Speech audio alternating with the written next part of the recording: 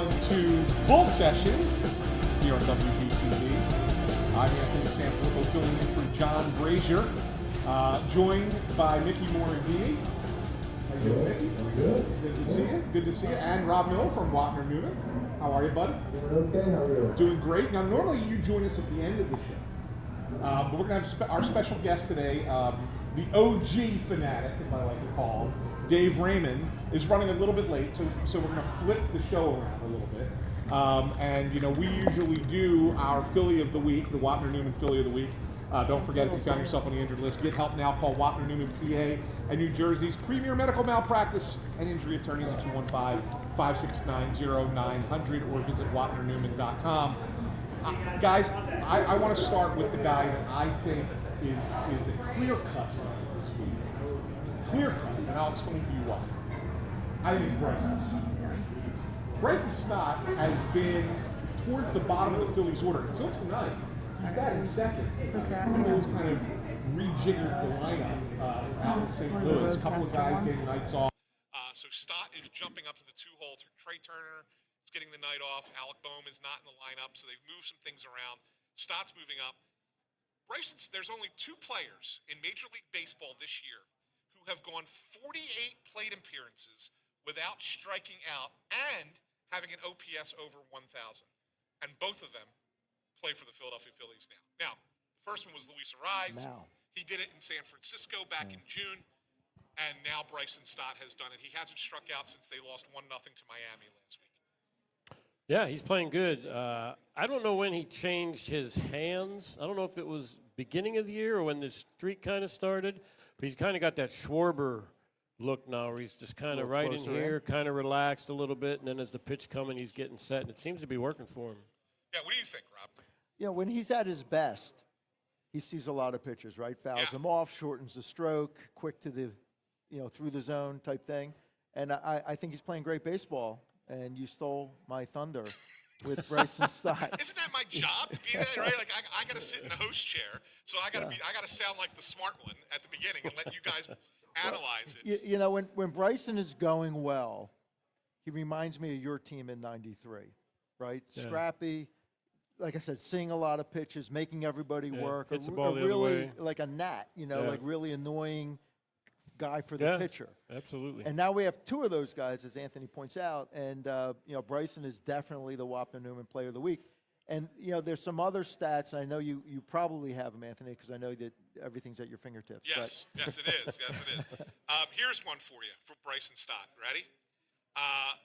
He is the first player with at least 14 walks and no strikeouts over an 11-game span since Barry Bonds in September of 2002. Often compare the 2. Yeah.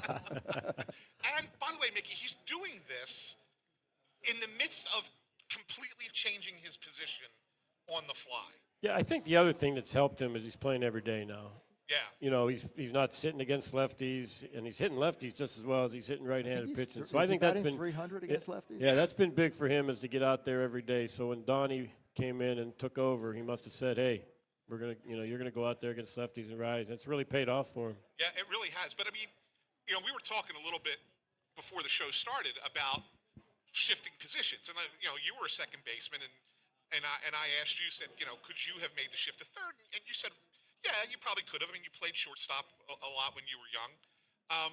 But, to do it mid-season, or, even later than mid-season, it's August when you're asking him to do this. And to be able to do that and continue to produce offensively, I mean, that's what's impressive to me because you got a lot going on at once. And to be able to compartmentalize everything that you need to do in order to be successful, I think that's impressive. Yeah, it is impressive. And I think the one thing that a lot of people don't realize is usually second baseman once or twice a week will go to the left side, and they will take ground balls at either third or short just to keep the arm strength up. Oh, okay. So I would assume he has done that throughout the course of this year or throughout the course of his career. So I'm sure also they knew they had a chance to get a rise. So I'm sure they had him taking some ground balls maybe weeks before they made that trade. So he looks pretty comfortable over there. He's got great hands. He's got great feet. At second base, everything he hit his glove, he caught. Right. So I don't expect anything different at third base. Go ahead. I'm sorry. Now, did you play third base? I played third base in college, my first year of college, because our shortstop wasn't all American. So I played third the first year, and then I went back to shortstop. But you know, the difference is your range doesn't have to be quite as good, but you got to be a little quicker, because that ball is going to get on you pretty quick. And like I said, he's got great hands, so he should have no problem over there. Yeah, and that was the one thing I was wondering. Like, what's the toughest adjustment? The speed of the ball, I would think. Because at second base, you can let it get to you most of the times. But at third base, you get those shots, and so he's got to play a little lower. You know, at second base, you can be a little more upright. He's got to play a little lower, especially when he's up closer to the bag. But, yeah, he's going to be fine over there. I think we upgraded at third base by moving him there. You know, he made that play the other night where he bounced the ball to Bohm, which I imagine is also an adjustment from second base. You're not bouncing the ball from second base. Yeah. Unless you go to the hole, maybe. You know. We used to do that on turf all the time, because you would bounce the ball and it gets there and scoots and gets there a little faster. Charlie Hayes was awesome at it. Ryan Sandberg used to do it from second base all the time. He was really good at it. But, yeah, if you can bounce that one hop, make it easy for the first baseman to, you know, stretch out there and get that ball, that's a perfect throw. It really is. It really is. So I think we're unanimous in this, that Bryson Stott is the Wapner-Newman Philly of the week. 100%. All right, you sign off on that, right, Rob? Completely you're endorse. sponsoring it. You're sponsoring it, right? Completely endorse that. You completely endorse that one. A couple other. I was going to pick the Phanatic, but player of the week. Maybe, Yeah, fair enough. A couple other guys that, you know, if we want to stay on the positive side of things, there's a lot of, you know, we can go down a lot of negative paths with the Phillies this past week. My favorite quote from yesterday, I will say this, because this is maybe a little bit negative, but Don Mattingly walks into his press conference yesterday, post game.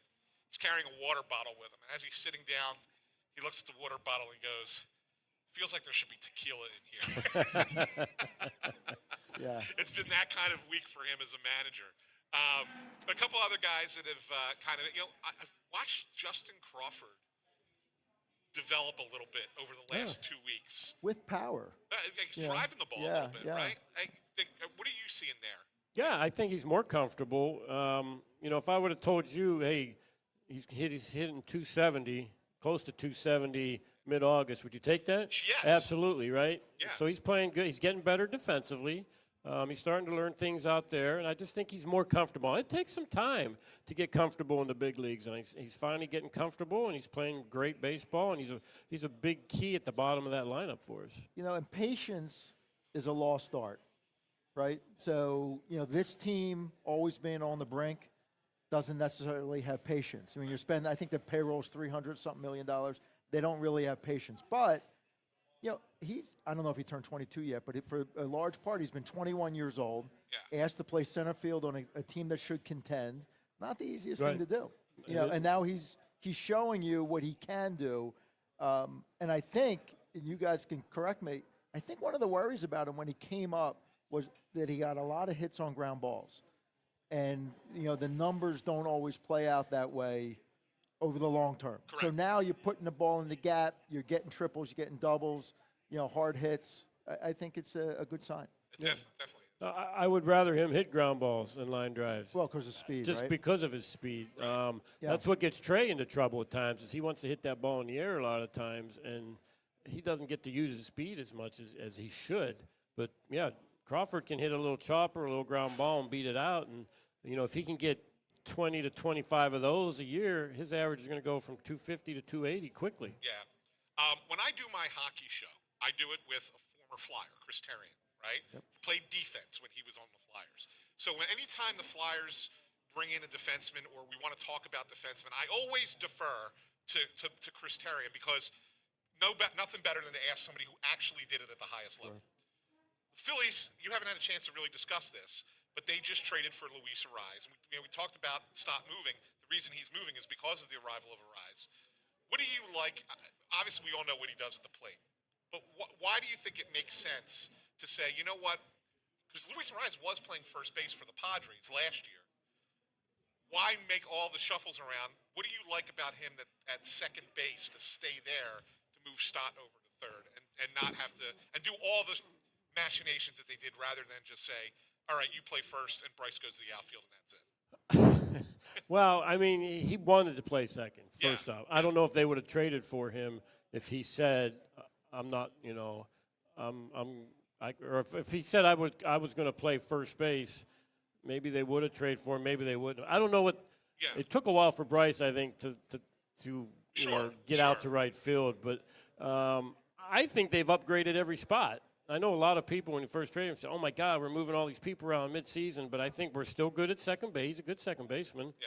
Bryce is Stoddy's an upgrade at third, and Bohm when he plays first, he's no worse than Bryce over there. Right. And Bryce is an upgrade from Rincon, a bigger upgrade from Rincon. So I think we're better defensively from moving all these people around. A lot of people might disagree with me, but I think we're a better defensive team now that Arise is here. Yeah, my concern was that it's going to take there's going to be some hiccups along the way, right? Because you're competing for a playoff spot right now, and you put a wild card scenario at play, Right. and that was my concern. Like if they were in a much more comfortable spot, if they were up by 5 or 6 games on a playoff spot, and you did all this, I probably would feel like you, Right.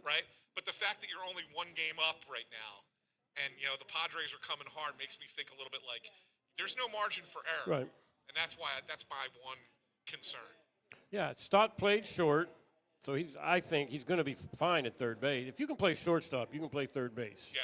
And Arise is a good second baseman. He's having a great year defensively there. Bohm has played several games at first base, so he's going to be fine over there. He's a big target, long reach. He's going to be able to scoop some balls that maybe Bryce couldn't do. And like I said, Bryce he's not a great outfielder, Right. but he's definitely better than Rincon's out there. Yeah, So I I think we have some upgrades. We're getting close to our first break. I did want to ask one more thing of both of you gentlemen before we go to the break, because one of the things that was a big deal this past weekend, and it wasn't a big deal to me, but it was a big deal on Friday night, was Zach Wheeler not pitching from the pitching rubber, or at least being accused of that by the Toronto Blue Jays. Now, here's the one thing I will say. I did see a video of one pitch where when he stepped back off the corner of the rubber, he was about 5 or 6 centimeters off, okay?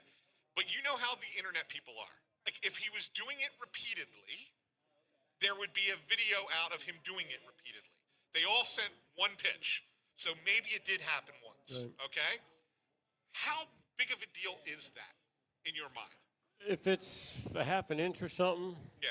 no big deal. I'm sure a lot of pitchers are doing that. Right. If it's 5-6 inches, Yeah. that's a huge deal. I mean, you're gaining some mileage on that, on that fastball and those pitches. So I didn't see where his foot exactly was. I did talk to Kevin Stalker, and I know he texted John Kruk. He said, "Man, do you see Wheeler's foot's really off that rubber?" So I don't know how far it was, but it does give you an advantage. There's no question about it. There's a reason it's 60 feet 6 inches. So, it gives him an advantage. But, when you dig out that in front of that rubber, every pitcher does it, there is usually a little gap there. Right. So I think they just wanted to get underneath his head a little bit, and they got to him a little bit. He got a little frustrated. It'll be interesting to see what happens his next start in St. Louis. Snowballs, right? Right, So could as soon be. as people are talking about it, everybody's going to be talking about it. Right. So I don't that's where it know. goes. Like to me, Mickey, this is akin to the Yankees complaining about George Brett having too much pine tar on his bat. Yeah. You know what I'm saying? Like, is it that big of a? I don't know. When I look at the video, I don't see it being that big of a deal. Right. But it probably wasn't. Anyway. Well, Rob Miller from Wapner Newman, thank you very much. I know you're going to be hanging around. We'll see how long Dave's here. Maybe you come back Not to the going end of the anywhere. show. All right, Thank it'll you. be awesome. We will be back in just a couple of minutes with the OG Phanatic. Dave Raymond joins the program here on Bull Session, WBCB 1490 AM.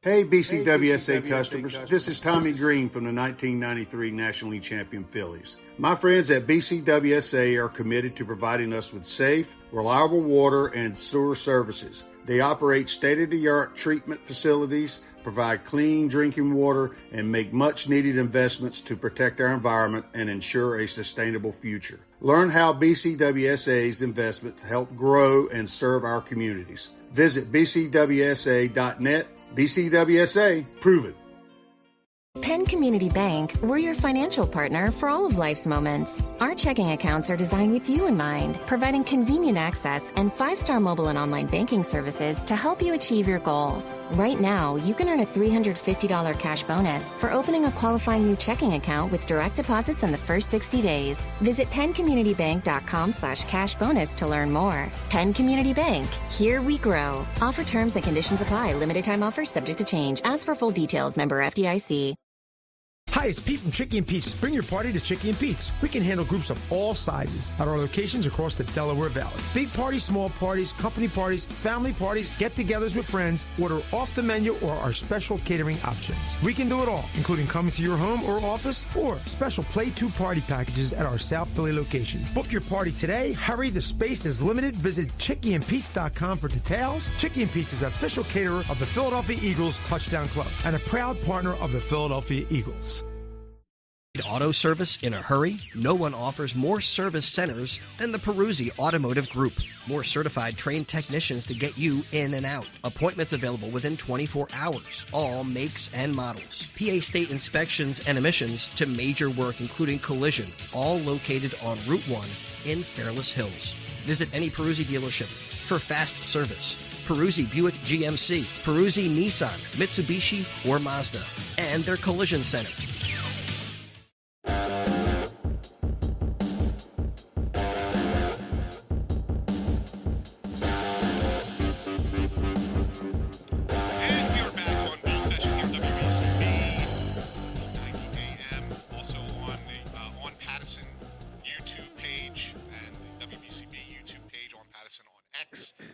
Facebook. You can find us on all those platforms.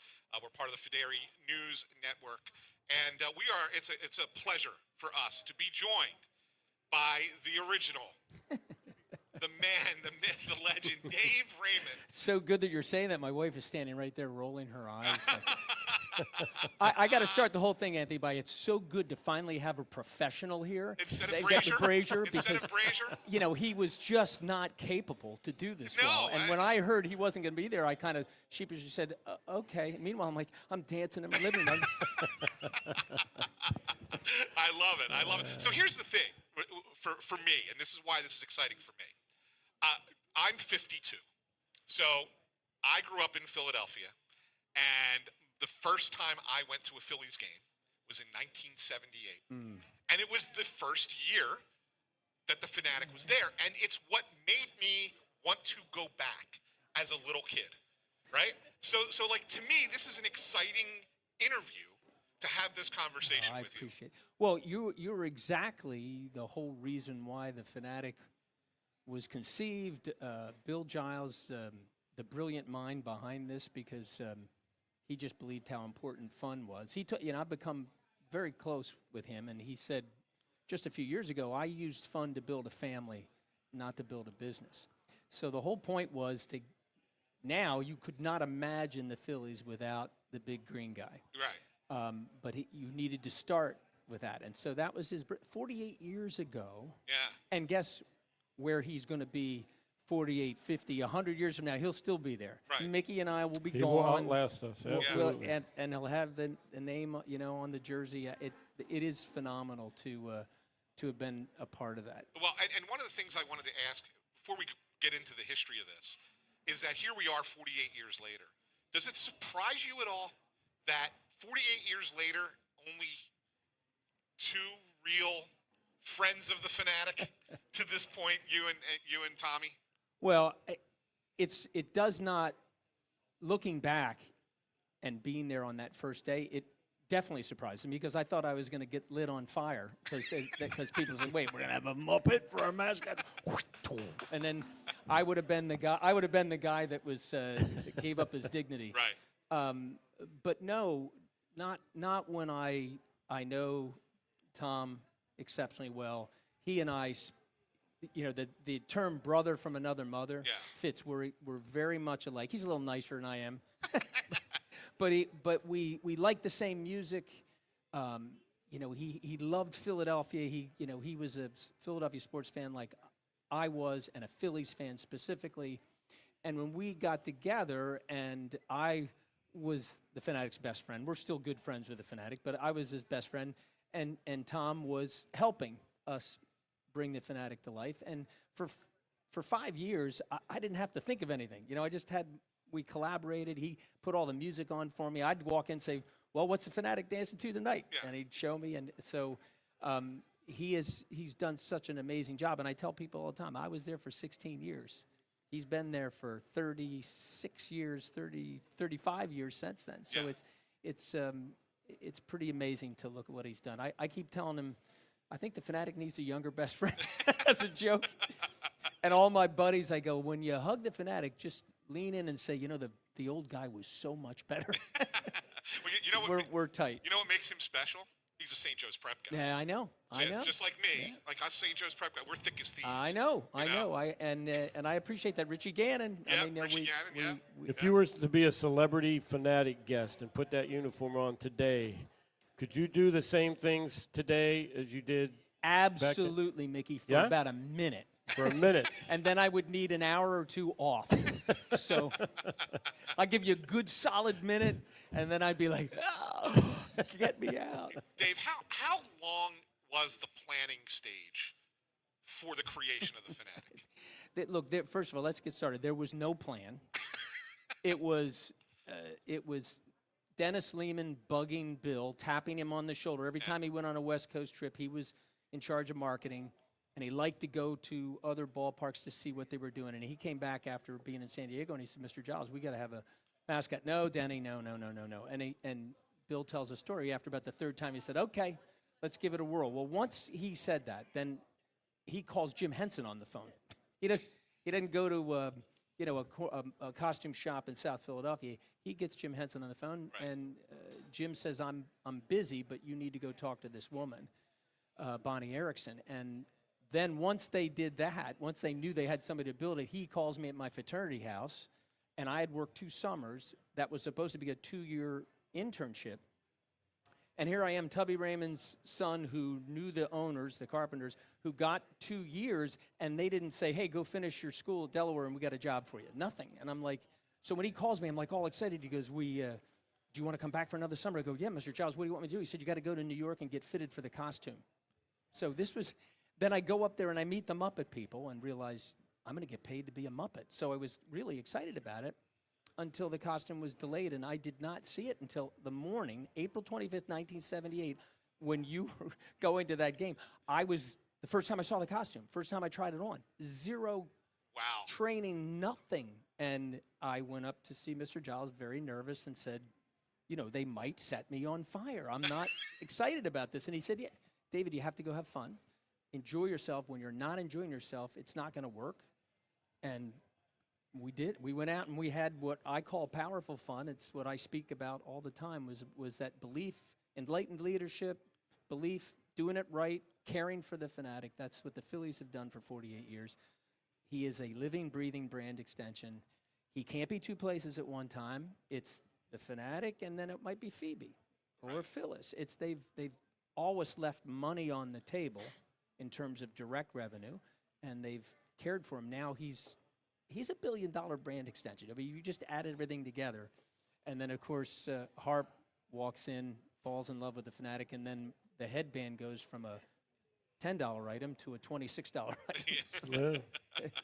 That's pretty wild. Now, did you have any performance background or experience at that time, like theater or anything like that? No? No, I loved to dance. I didn't drink all the way through high school, so the girls liked to dance with me because I wouldn't throw up on their shoes. And all my buddies, and I was the DD, I would take all my buddies to the dance. That's number one.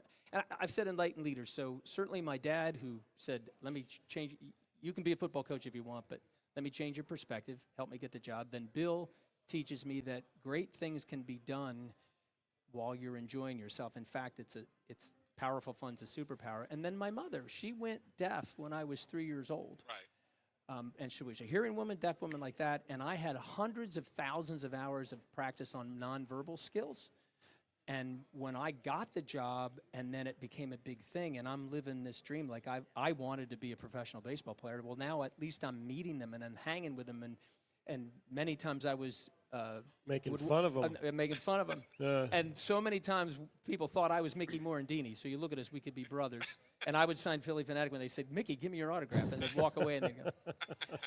And so I had all this work with my mom. I really give so much credit to my mom for what has become the personality of the Phanatic, because I was able to communicate. The Phanatic shows up, and without saying a word, he has this great impact on people. And silliness is a superpower. But it can be distracting because people think of, oh, well, this is fun, right? Well, we're not having fun at a funeral. Yes, we are, because the Phanatic's gone to funerals. Right. We're not going to go to a hospital room where a family's dealing with some tragic circumstances. Oh, yes, the Phanatic shows up and it's a celebration. This is a firm understanding and belief that the Phanatic is a beacon of hope and love. He's not a mascot for the Phillies. He's not a mascot for the city of Philadelphia. He's been all over the world. He's even been to Canada, Anthony. So that's exciting. Yeah, so you know he's been everywhere. But truly, I've seen it. I've been there. I continue to watch it. I am as big of a Phanatic fan as you could ever imagine. Our home in the basement is adorned with all kinds of Phanatic stuff. I now whip out my credit card, and pay whatever I need to pay to get the latest Phanatic stuff. And it's just an amazing thing to see that it's bigger than, it's not just a silly character. It's really doing some amazing stuff. Speaking of the silliness of the character, there are some very traditional Phanatic things, like doing the stomach thing and sticking the tongue out. Were those kind of your kind of initial creations, and when did they come about? Because I'm assuming it wasn't day one, because you said it was the first time you were in that suit. Well, right? Right away, I tried to jump over the railing. If you remember the vet, they had, it was a convertible stadium between baseball and football, and they had a lot of aluminum stands. It was actually an end zone, so they would break that down. Well, I tried to jump over that railing because I wanted to make a big sound, and I actually fell, like, bam! And everybody turned around, everybody's laughing. I'm like, okay, I got to fall down more. So there was trial by error, but the belly was just there. So within minutes of being in the costume, I recognized that I could do that. And the Phanatic whammy, first of all, that actually works. I do it on the TV at the television. It works. It still works. I see the Phanatic today. It works, and you have to be a little. There's a couple of different movements for what you want. But that was because a buddy of mine who was a defensive tackle at the University of Delaware, and we were on the team together. Bobby Huff was his name, fraternity brother. He was a Raiders fan, unfortunately, and he used to say fungi bazin, and he would go fungi bazin and show and then I'm like, oh, so everything I was given freedom. Bill said, go have fun. I ran out of his office all excited. He said, G-rated fun. And so Three Stooges, Foghorn Leghorn, The Coyote, Roadrunner, slapstick humor, and then the Gong Show was so big, that whole dance, the whole fifth inning became a routine, because the first night, Bill calls on the phone down where the ground crew hangs out and said, hey, go out and mess with the ground crew. And what do you want to do? Just go out there and act like you're helping them. And one of the ground crew at first base actually tripped on the Phanatic shoes, not on purpose, and fell, and everybody, oh, all right, okay, maybe they have to fall down more. And that's the way it worked. And the enlightened leadership was, I got a lot of trust, just G-rated fun, and I would push the limit just a little bit. And then if Bill didn't understand something, he didn't come and say, stop doing that. He'd ask me, why are you doing this? And then I said, well, I'll stop it. He goes, no, David, I want to know why you're doing it. Well, the fans love it. Well, I'm going to sit out in the stands. Do it tonight. And then I would do it, and he'd say, okay. And then he would back in the day, he threw a bunch of letters across his desk at me and said, this is a teacher that's been calling me and saying that you're violent, so you need to call the teacher and tell them why we're still doing it. And I realized Bill just wanted that guy away from him because he kept writing the letters. And I actually called the teacher, said, this is, it's a symbol of pride in your team. I'm smashing that helmet. It's not smashing somebody's head. Do you want the Phanatic to come into your classroom and we can talk about what fandom is? And the guy, and then he said, by the way, tell Mr. Giles on that second letter I wrote him in the second paragraph, I didn't really mean to use those words. Bill gave me trust, and everybody jokes, well, he didn't want to deal with the teacher. I said, no, he allowed me to do it and see what my impact was. And and I just, him and David Montgomery and Frank Sullivan and so many people that you might not know the names of were involved in supporting that. And it couldn't have happened. It couldn't be where it is today. Certainly without what Tommy has done, but with really Bill Giles' belief that this is something that will work. We're going to turn non-baseball fans into fans. We're going to turn baseball fans into fans because their kids are now becoming fans because of the Phanatic in it. And it's going to go on. When we come back from break, you kind of intimated at it, but I'm going to tell you about my favorite bit that you used to do, and I miss it because they don't do it anymore. We're going to talk about that when we come back here on Bull Session on WBCB 1490 with the original Philly Phanatic, Dave Raymond.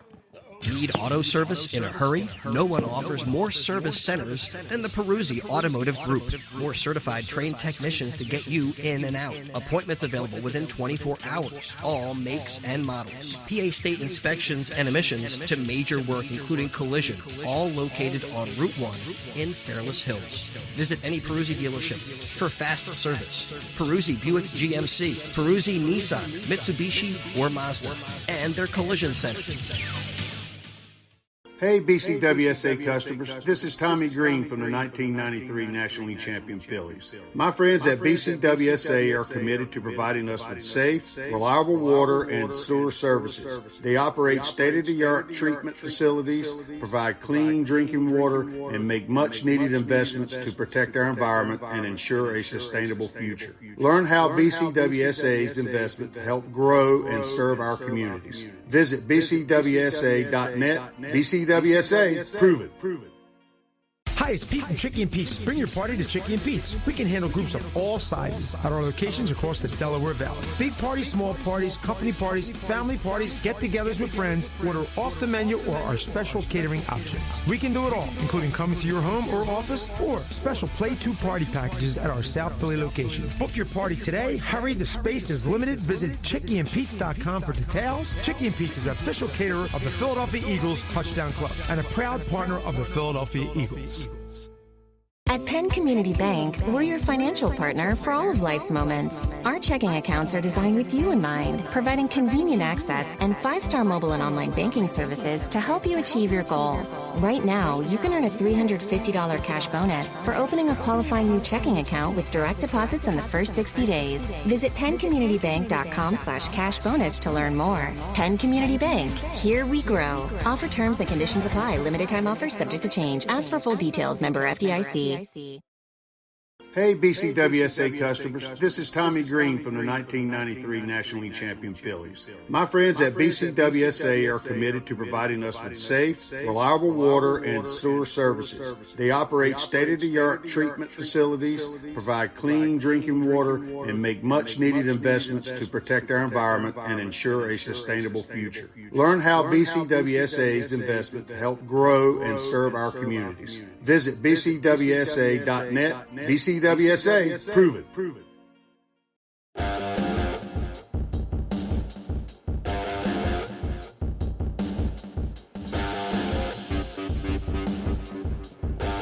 we are back on Bull Session, here live from Chickies and Pete's at Parks Casino. Show brought to you by Wapner Newman, Philadelphia's personal injury attorneys, and BCWSA. Thank you for your sponsorship of the program. Of course, we're here with former Phillies second baseman Mickey Morandini and the OG Phanatic, Dave Raymond. And here's the thing I kind of teased going into the break. And you mentioned it about doing a bit with the grounds crew. There was nothing I looked forward to more than the bases changing, the music coming on, and the coordinated dance from you guys. So, A, how did the dance coordination start? When did whose idea was that? And B, why did it go away? Because it was the coolest thing with the rakes up in the air and everything. It was the best. Well, first of all, you want to go find the most insane people in any ballpark in America, go to the Grand Crew. and they were my friends. We'd either go to the Palladium or someplace in Delco. Delco is where half those guys were from. Rob Wright was with the ball club for 50 years, I think. And they were just amazing. So it was all new to us. Just remember, no plan. I show up, they're like looking at me, and they're going, "You're doing this, huh?" And so Bill sends us out, trips, and then Mark Garfagno goes, "Oh my gosh, that was great. We're gonna do something every night." And so I was a big Gong Show fan because it was, I mean, if you remember, it was like the beginning of Saturday Night Live. Yeah. The Gong Show was in the middle of the day. No one went to class at the University of Delaware. I don't know where else. We were all in the fraternity watching the Gong Show. And so Chuck Barris was from Philly. He was the creator. And they did Gene Gene the Dancing Machine. I went to Paul Richardson and I said, "What's that song on the Gong Show? The Ground Crew and I, we love it." And he said, "Oh, that's Jumping at the Woodside." So I didn't even know it was a real song. And so what I told the Ground Crew is, I'm going to run around and I'm going to knock you all over like we had been doing. And then this was like the third day, fourth day, and I said, we're going to come into home plate and let's all do Gene Gene the Dancing Machine. So it's ba-da-da-da-da-da. So they had the rakes, and so I knock them all over. I come in, they all run in, and we did that the first time, standing ovation. And I'm like, it was a pretty good baseball team too, but I would go, man, these people are starved for entertainment. We kept doing that, and after time, the Gong Show and Gene, started to have its time. So Froggy, Mark Garfagno, said, we're going to do this, and we're going to have this. They started coming to me with all their ideas, which is what happened with the baseball players. The baseball players, especially the visitors, they would, I love the fact that I got to know these guys because it made me feel like I was part of the team, and they treated me really, really wonderfully. And the visiting guys would say, look, could you go to section 135? I got my family there. I'd go to the umpires. I'd give them dolls and pictures. So the umpires would work with me. And then the players started coming to the game and say, look, I got the squirt gun, and I've got the water balloons, and we're going to do this. They started showing me all the things they were going to do, and I became friendly with them, and I knew when the Pirates were going to come in, and the Mets, I knew all the people that were going to work with me. So, 182 home games, I can't do that all myself. Different music, different input, and it was beautiful doing that. So the Ground Crew was, I think, that was a passageway to me realizing if I could get other people to be silly and I would respond to them, then this, and if I get one of the players to be silly, and it takes away the, that wall between the fans and the players, and suddenly they look like human beings. Like, because when I was a kid and I was going to Connie Mack Stadium and I'm looking at Darren Johnson, I'm just looking at him in his uniform and a home run hitter, and that's it. And I never met him. And then when I start meeting the players and realizing, oh, they're human beings. Yeah. And it was just such a surprise to see the fans want to see that too. The umpires, the players, when they would do something that was out of the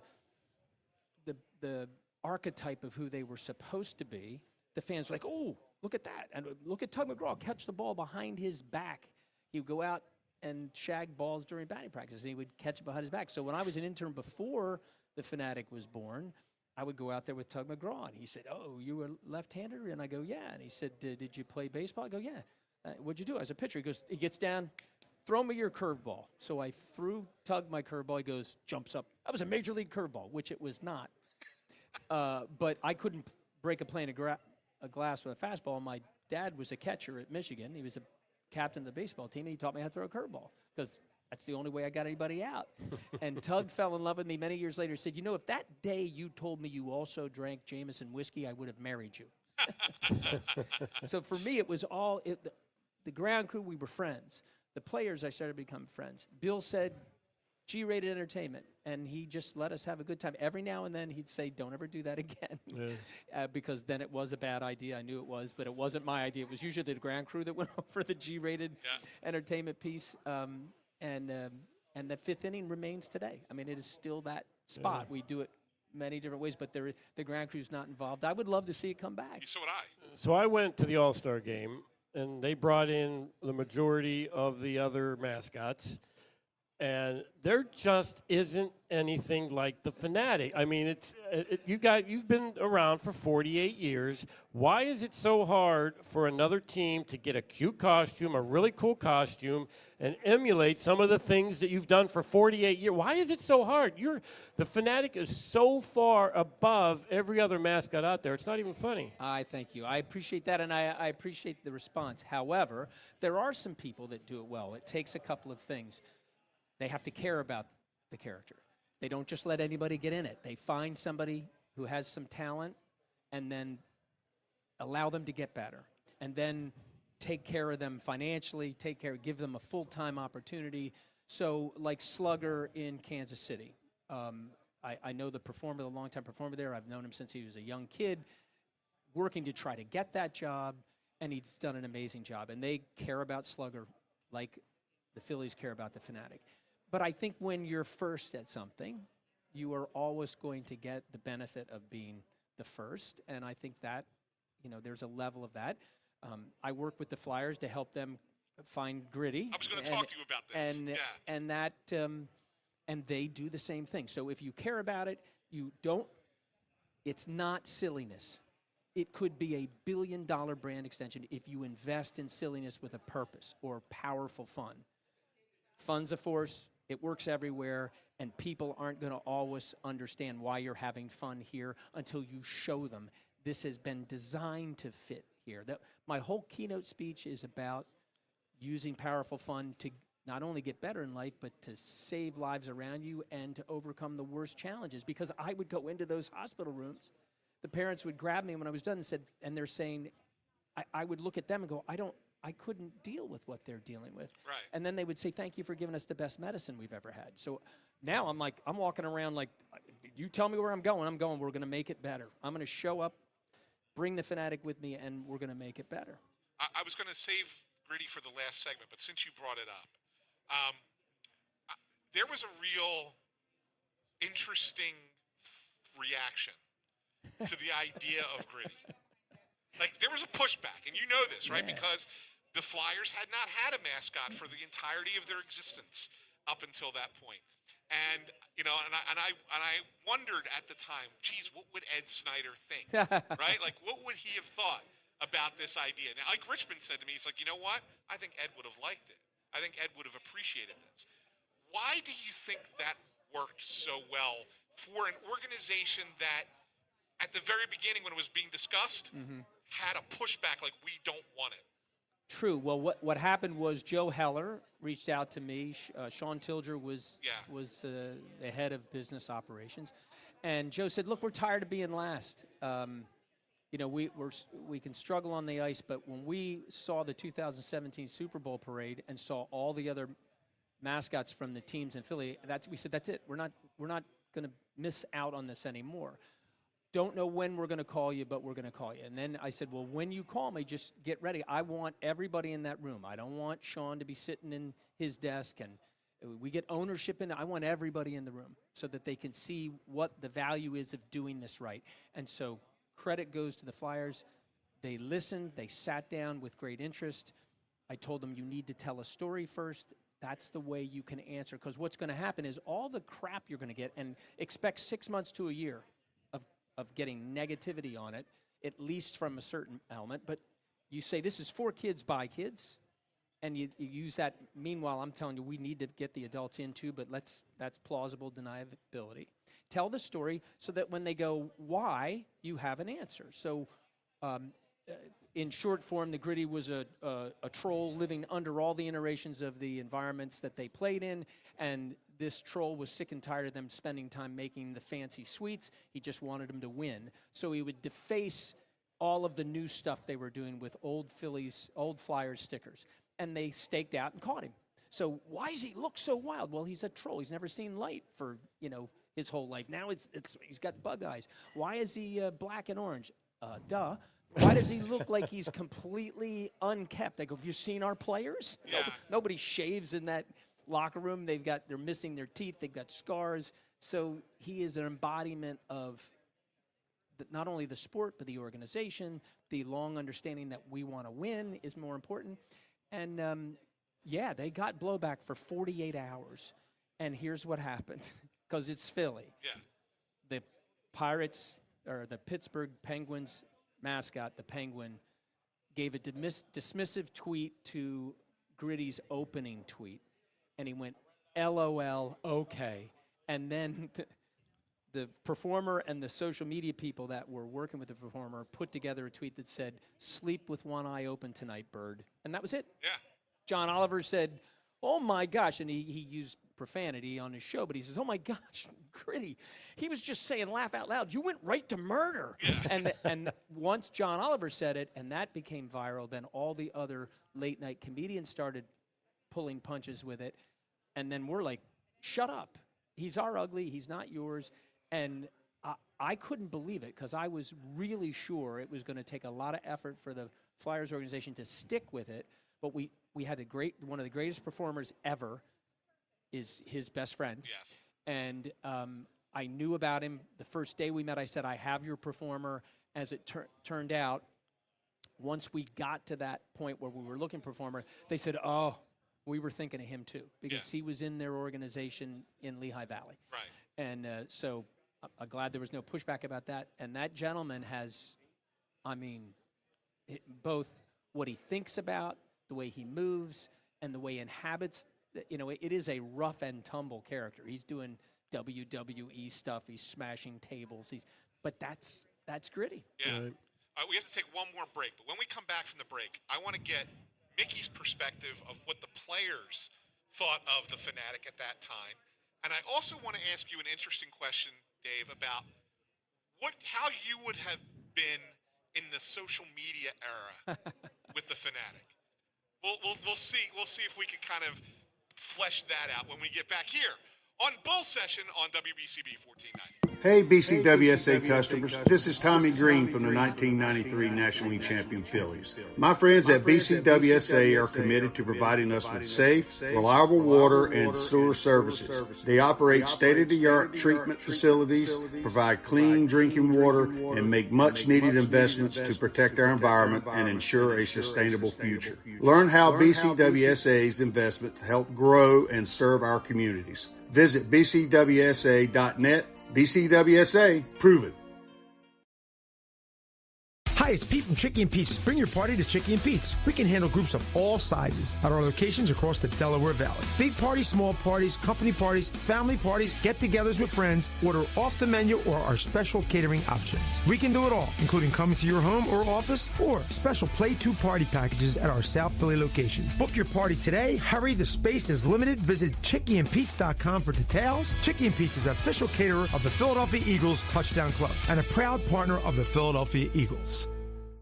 At Penn Community Bank, we're your financial partner for all of life's moments. Our checking accounts are designed with you in mind, providing convenient access and 5-star mobile and online banking services to help you achieve your goals. Right now, you can earn a $350 cash bonus for opening a qualifying new checking account with direct deposits in the first 60 days. Visit PennCommunityBank.com/cash bonus to learn more. Penn Community Bank, here we grow. Offer terms and conditions apply. Limited time offer subject to change. Ask for full details. Member FDIC. Hey BCWSA customers, this is Tommy Green from the 1993 National League champion Phillies. My friends at BCWSA are committed to providing us with safe, reliable water and sewer services. They operate state-of-the-art treatment facilities, provide clean drinking water, and make much-needed investments to protect our environment and ensure a sustainable future. Learn how BCWSA's investments help grow and serve our communities. Visit bcwsa.net. BCWSA, prove it. Need auto service in a hurry? No one offers more service centers than the Peruzzi Automotive Group. More certified trained technicians to get you in and out. Appointments available within 24 hours. All makes and models. PA state inspections and emissions to major work including collision. All located on Route 1 in Fairless Hills. Visit any Peruzzi dealership for fast service. Peruzzi Buick GMC, Peruzzi Nissan, Mitsubishi, or Mazda. And their collision center.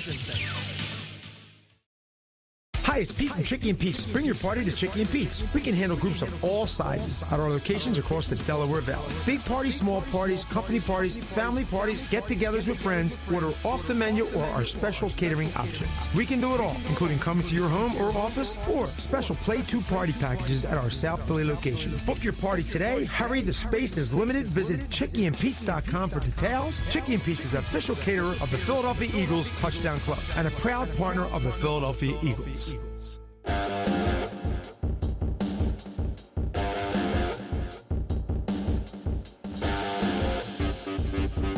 Welcome back, everyone, to Bull Session Live from Chicken Pete's at Parks Casino. I'm Anthony Wapner Newman. Time's running out. Game's on the line. Who do you want taking the last shot? You want Wapner Newman, PA and New Jersey's premier medical malpractice and injury attorneys since 1978. Call 215-569-0900 or visit wapnernewman.com. All right. Here with Mickey Morandini and the OG Phanatic, Dave Raymond. And Mickey, I got to throw it to you because Dave talked about his relationship with the players, right? But what was it? What were the what did the players talk about when it came to the Phanatic? Like, did they, like, you see how it is today, right? Bryce has got his big thing that he's all. It's a little bit different, right? But back in your day, what was it? What was it like? Did you guys think of ways to try and mess with the Phanatic or have a little banter back and forth with him? Absolutely. We love Dave. Like he said, he was part of the family. We loved his in-game stuff that he did. We would always, I think we would throw baseballs at you at times and try and throw you off your game a little bit. I loved when they would introduce the players, and he would have all kind of different things. And this would, I was like 150 pounds when I first, and he'd give me this little, like I'm really tiny, every home game, everyone. But yeah, he was awesome. The only thing that bothered us sometimes was we'd be ready to start an inning, and he'd still be finishing an act, so we would have to wait for him to hop on the four-wheeler and go down the whole way down the line. And we'd just be standing there waiting for him to get off the field. But other than that, he was fantastic. And we had that relationship with Tom too. Same thing. Yeah, that's unreal. That's great. That's great. Social media, man, like it's different today. And you talked about gritty, right? Having that response on social, and that's what changed everything right away.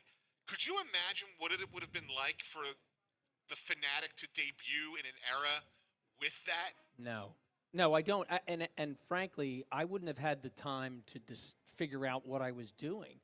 And certainly with political correctness and all the things that go on that tightens the box that Bill said, G-rated entertainment. That was the same descriptor, but today it's a tiny, little box that the things that I would do, I would never been able to do in this era. And I think that gave the Phanatic some snarkiness, which is what embodies every Philadelphia sports fan, specifically Phillies fans. You see them now. They're quitting on the team, and we're never going anywhere. We're not going to win.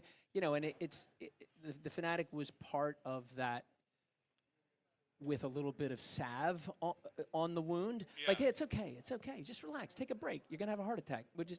So the Phanatic was allowed to grow up that way. And in social media, you can't, that's why I give the process that I gave to the Flyers was one that was supposed to work together with social media to help them. But it's amazing. That's just a great experiment to say how fast it can go, because it can go bad too. Right. That could just as been as bad as it was good, and it doesn't always have anything to do with you. It's the moment, the time, what's going on in the world, and you do one thing and suddenly, boom. Well, like I think of viral, everything on social media is viral moments, right? This goes viral, that goes viral. Like I could just think of, just off the top of my head, the time you caught the foul ball, right? And then you did the little strut on the top of the dugout, right? Then I ate it. Right? And then you threw up in the air and caught it, and then like that, to me, like that would have had 10 million views on Twitter, easily. Right? Like easily today, if it was done. Top 10 right? on It would SportsCenter. It would be on SportsCenter. It would be, everybody would be talking about it. Every podcasts about it, right? Like that's what I'm saying. Like things like that, I just think would be unbelievable. That just maybe don't happen as much today. Yeah, I think that's true. And I'm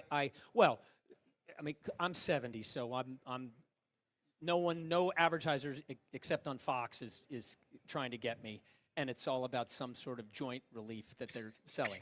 So I'm out in terms of who advertisers are trying to reach, and it's just so sad. I mean, the phones, and I'm thrilled to see, because I speak to a lot of teacher appreciation days and all staff meetings to get them ready for the school year, and they're passing all these legislations where phones are not allowed in school, and that's good stuff. We've got to be able to put some brakes or some guardrails on it, because the positive side is viral beauty, the negative side is viral ugliness, and people our brains are prone to want to see the ugly, the nasty, and the negative, and that just has been really really amplified with social media. We don't amplify a lot of good things unless you pay attention to your algorithm and go, nope, and then I want to see this, and when it's good, watch it all the way till the end, and then you start getting that feed. But most people are not. It's like, oh, look at that.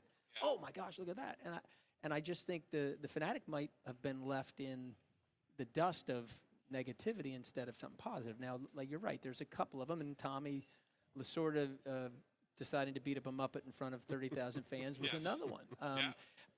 But that's truly what I loved was, give me somebody that's funnier than me, and it's going to be a better clip.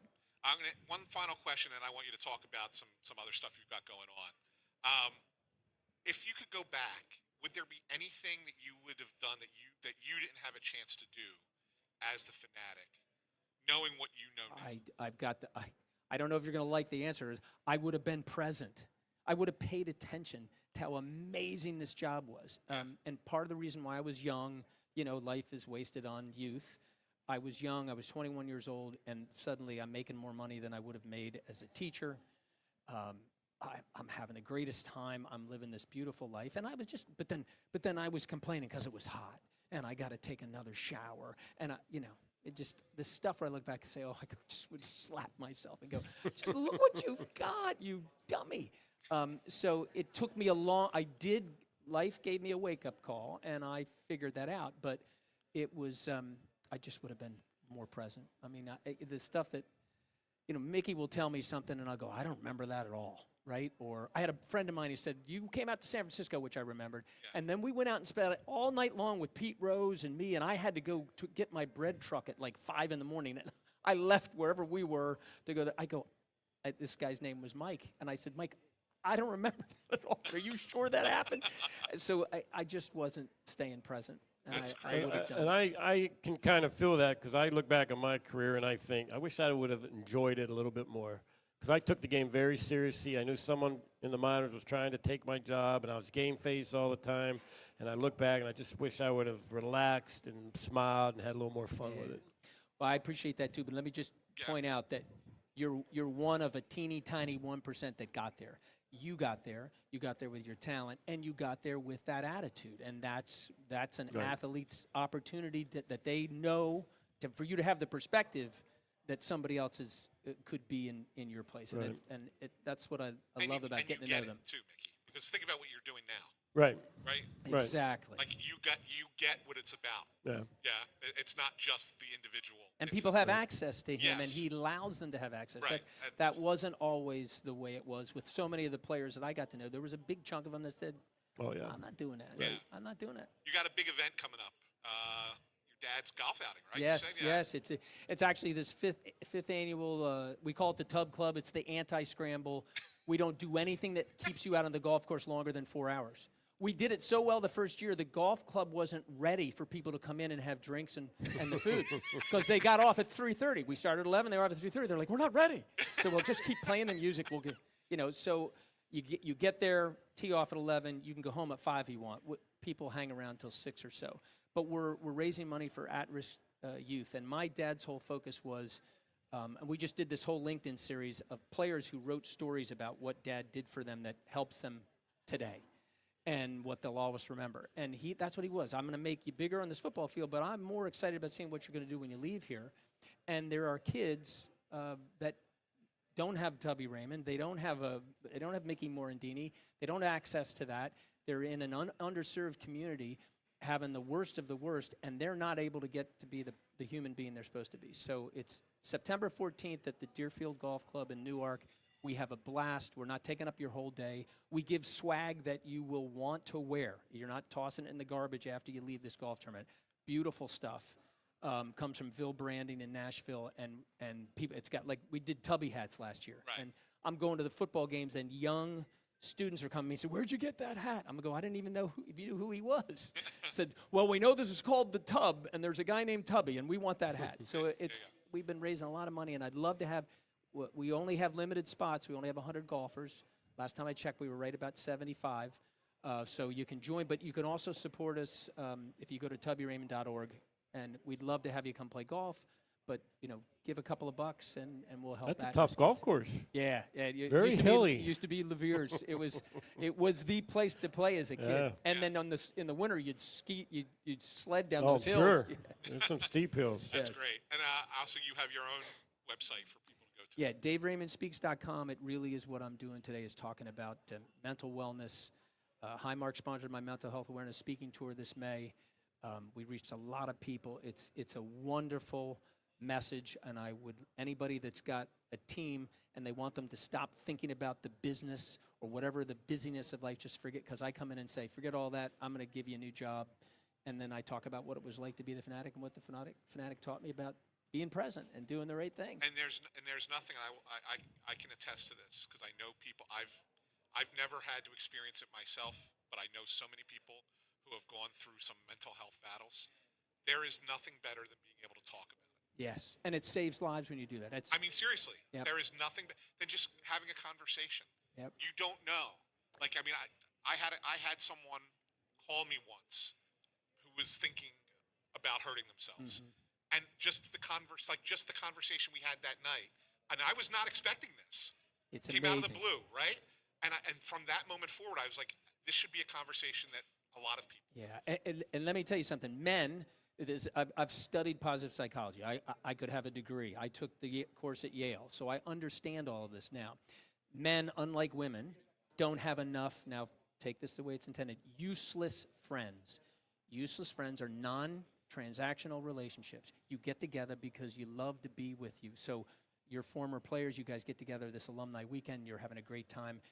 Those are useless friends. You're not going there for business, and this friend of yours had enough that most people that are in the place that he was wouldn't reach out, and that's what we're trying to tell people. Learn that, reach out to people in your environment. Build these useless friendships, because it's the number one cause of living the good life is your social relationships, not just your family, not just your spouse, but the relationships you have around you, because you can trust them. And then I can go to Anthony or Mickey and say, hey, by the way, I'm not doing very well.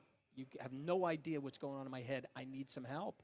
And or you reach out to them and get them to share that. Yes, for sure. Well, Dave, it's been an absolute joy and a pleasure for me to actually have this opportunity to sit down and talk to you. It's my pleasure, and thank goodness we didn't have to deal with Brave. Thank God we didn't have to deal with Mickey's even happier. Look at Mickey. Yes. This is so much better.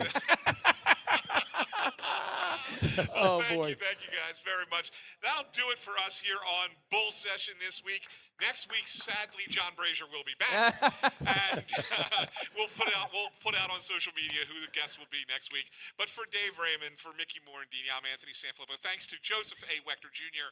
And Brianne O'Neill for engineering this program for us today. And we will talk to you again next week.